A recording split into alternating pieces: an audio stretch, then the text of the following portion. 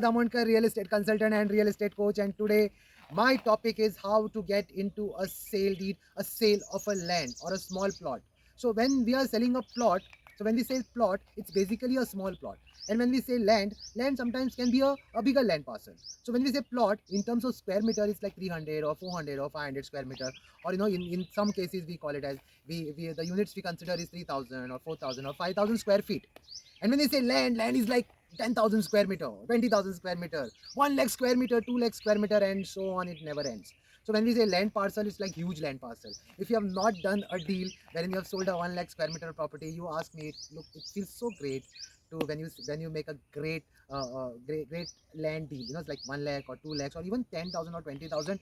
You get a lot of experience when we sell a bigger land parcel because there's so many things involved. That doesn't mean that a small land parcel, a small plot will not have those challenges, because a small plot is also a part of a bigger land parcel. So ultimately, the origin, the source of that particular small plot it actually comes from the bigger land parcel.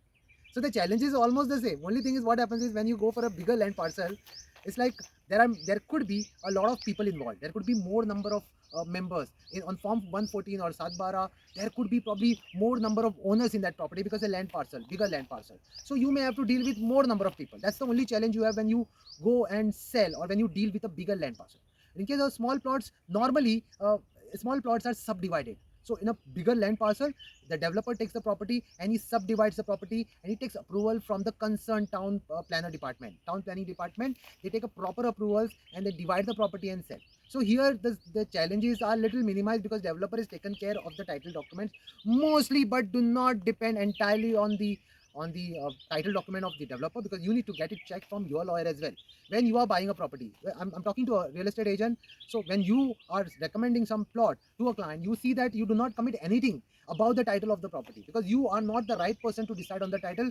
That the lawyer of the buyer is the right person to decide on the title of the property. So be careful. Do not overcommit to anything about a land or any property for that matter, because you don't know about the history. The lawyer can decide that. Lawyer will evaluate, he will do the due diligence, and ultimately he will arrive at the clarity of the property.